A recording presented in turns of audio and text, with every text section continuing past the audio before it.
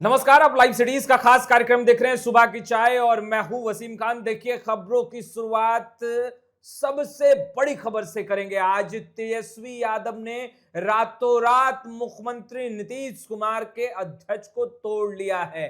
वहीं मुख्यमंत्री नीतीश कुमार भी एक्शन में, कई नेताओं को पार्टी से निकाल बाहर किया है। मुख्यमंत्री नीतीश कुमार ने हलचल एकाएक, बिहार की राजनीति की तेज हुई है। वहीं कांग्रेस डैमेज कंट्रोल करने की कोशिश में लगातार लगी है।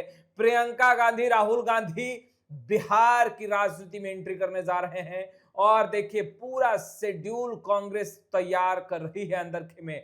वहीं हम बात करने जा रहे हैं छठ पूजा को लेकर। देखिए, लोक आस्था का महापर्व छठ पूजा, और देखिए पूरा घाट सज धज कर तैयार हो चुका है। छठ व्रती आज डूबते हुए सूर्य को अर्घ देंगी। हमारे साथ फ्रेम में आपको वरिष्ठ पत्रकार, जाने माने पत्रकार रवि उपाध्याय सर दिख रहे होंगे। सबसे बड़ी खबर से ही हम शुरुआत करेंगे। तेजस्वी यादव ने मुख्यमंत्री नीतीश कुमार के अध्यक्ष को ही तोड़ लिया सर। देखिए, निश्चित रूप से आप देख रहे हैं चुनावी माहौल है, ऐसे में तेजस्वी यादव कहाँ पीछे रहने वाले। बिल्कुल। वही जो है सो मुख्यमंत्री का चेहरा है महागठबंधन इंडिया ब्लॉक की ओर से, तो ऐसे में उन्होंने मास्टर स्ट्रोक खेला है। और वो सारण, इसको ऐसे समझा जाए, सारण छपरा जिसको कहते हैं, वहां पर बड़ा एनडीए का गढ़ माना जाता है। लगातार वहां से भारतीय जनता पार्टी के कद्दावर चेहरे राजीव प्रताप रूडी सांसद होते हैं, जीतते चले आ रहे हैं। और वहां पर जो सारण के जो जिला अध्यक्ष थे जनता दल यूनाइटेड के, उनको जो है सो तेजस्वी यादव ने तोड़ लिया है, अपनी पार्टी राष्ट्रीय जनता दल में शामिल भी करा लिया है। तो यह देखिए सबसे बड़ी बात है कि नीतीश कुमार की पार्टी जो एनडीए फोल्ड में है, जदयू के राष्ट्रीय अध्यक्ष हैं नीतीश कुमार, मुख्यमंत्री बिहार हैं, उनकी पार्टी के ही जिला अध्यक्ष को तोड़ लिया है। और उनका नाम भी हम बता देना चाहते हैं, अल्ताफ आलम राजू। यानी रातों रात खेल हो गया, रातों रात खेल कर दिया उन्होंने।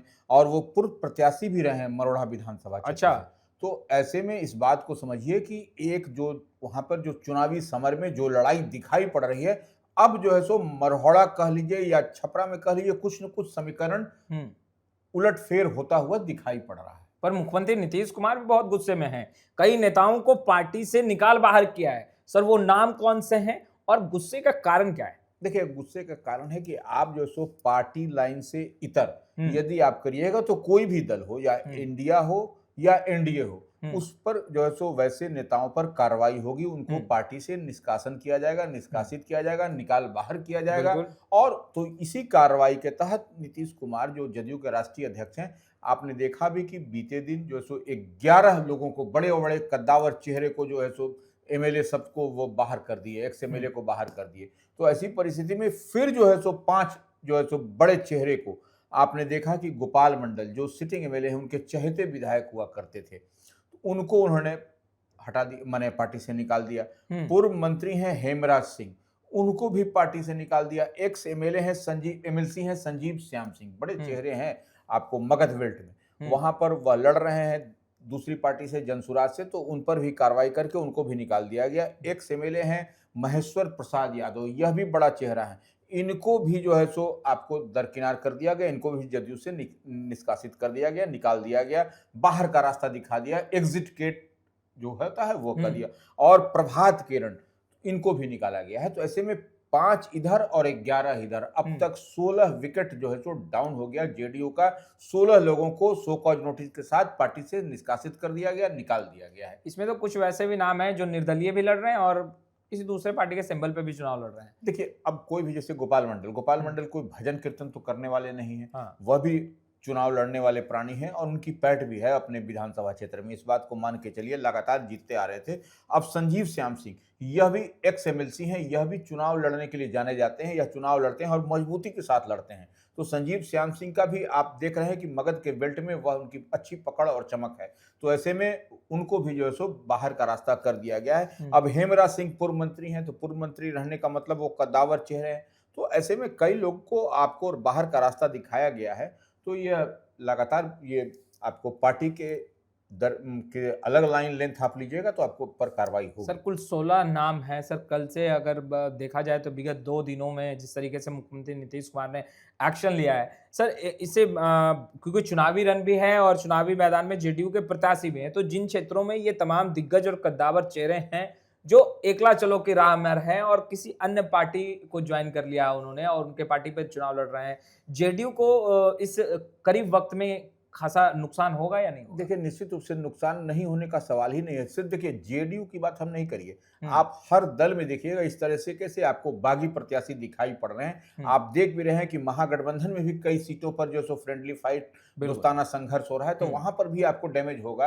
आपको भारतीय जनता पार्टी में भी जिनको आप टिकट नहीं दिए, आपने जिनको दरकिनार कर दिया, तो वैसे चेहरे भी हैं। आपको देखिए, अंदर खाने की जो खबर है कि वैसे चेहरे जो टिकट के प्रत्याशी थे, दावेदार हुआ करते थे, उनको जब आपने दरकिनार कर दिया, या इंडिया हो या एनडीए हो, भारतीय जनता पार्टी हो, जेडीयू हो, राष्ट्रीय जनता दल हो, तमाम तो राष्ट्रीय जनता दल ने कई हद तक तो इसको डैमेज कंट्रोल किया है। लेकिन भारतीय जनता पार्टी और जेडीयू की जो हम लोग बात करें तो उसमें अंदर खाने में, या चिराग पासवान की पार्टी की भी बात कर लीजिए आप, या हिंदुस्तानी आवाम मोर्चा की भी बात करिए, तो ऐसे में आपको दिखाई पड़ रहा है, या उपेंद्र कुशवाहा की पार्टी राष्ट्रीय लोक मोर्चा, उसमें भी देखिए अंदर खाने में यह दिखाई पड़ रहा है कि ये किस तरीके से आपको डेंट करेंगे ये लोग। ऐसे चेहरे जो लगातार प्रयास में थे और किसी कारणवश या जो भी कारण हो, और किस तरीके से चुनाव में जो होता है तो वो अंडर द टेबल जो हुआ डील, उससे जो नाराजगी है वह आपको चुकता करना पड़ेगा इस चुनाव में आपको। और तेजस्वी यादव एक्शन में, और देखिए कोसी सीमांचल में अब तेजस्वी यादव की एंट्री हो चुकी है सर।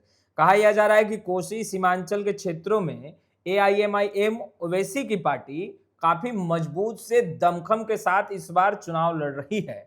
ऐसे में तेजस्वी यादव की एंट्री कोसी सीमांचल में, क्या माहौल बदलेगा?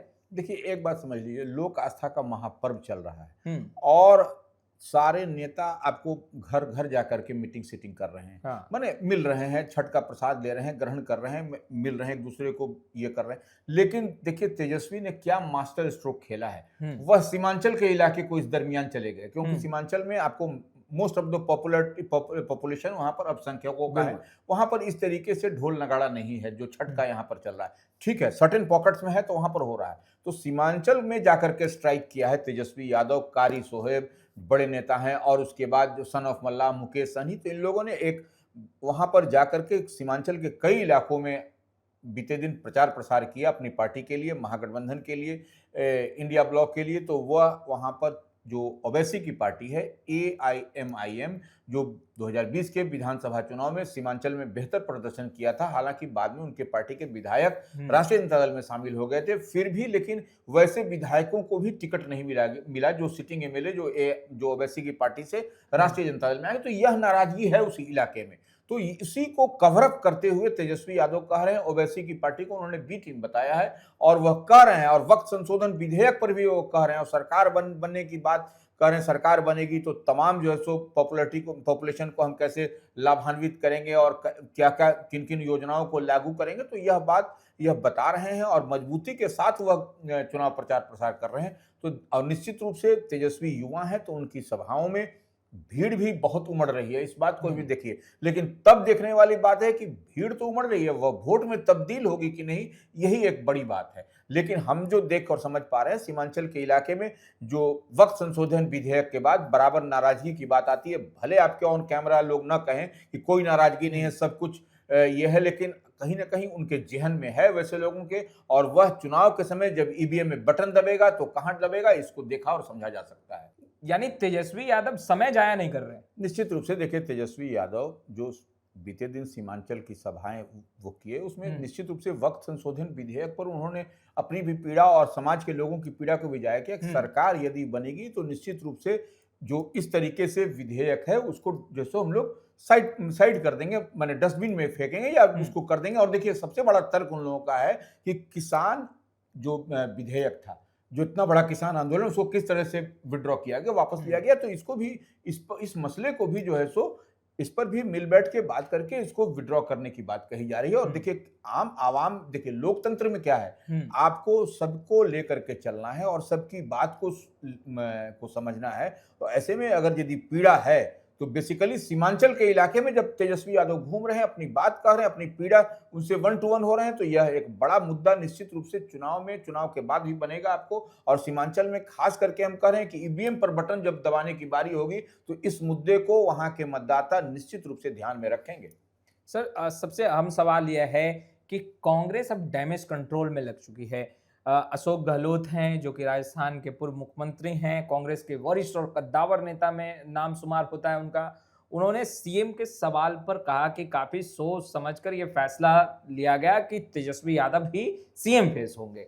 तो यानी ये डैमेज कंट्रोल में अब कांग्रेस लग चुकी है। नहीं, देखिए डैमेज कंट्रोल को नहीं, देखिए आप अशोक गहलोत को भारतीय राजनीति में या कांग्रेस की राजनीति में ऐसे मान लीजिए उनको संकट मोचक कहा जाता है। अगर अच्छा। यदि कोई प्रॉब्लम है तो उसको वह तुरंत जो है सो टैकल करते हैं, उसको सॉर्ट आउट करते हैं। तो निश्चित रूप से अशोक गहलोत जो बीते दिन आप देख रहे थे, जो तेजस्वी यादव या महागठबंधन इंडिया ब्लॉक की ओर से प्रचार प्रसार उतनी तेजी से नहीं हो रहा था, तो यह कहीं ना कहीं उनके आने के बाद, और चीफ मिनिस्टर का चेहरा तेजस्वी यादव ही होंगे, इतनी बड़ी बात जो उन्होंने पूरे ठोक करके पूरे ज्वाइंट प्रेस कॉन्फ्रेंस में कर दिया महागठबंधन के तमाम अलायंस पार्टनर के बीच में। और उप मुख्यमंत्री आपको मुकेश सहनी होंगे और 1-2 और उप मुख्यमंत्री होंगे जो अल्पसंख्यक समाज से हो या फिर अन्य वर्ग से हो, सवर्ण समाज से हो। यह बात कहना निश्चित रूप से यह मैसेज लाउड एंड क्लियर है और कहीं डैमेज कंट्रोल नहीं। उसके बाद से ही अशोक गहलोत के मुख्यमंत्री और उप मुख्यमंत्री बनाने की बात से यह एक ड्रामेटिकल चेंज आपको दिखाई पड़ रहा है। और कहीं अब महागठबंधन जो है सो फ्रंट फुट पर खेलती हुई दिखाई पड़ रही है। यह एक बड़ी बात है।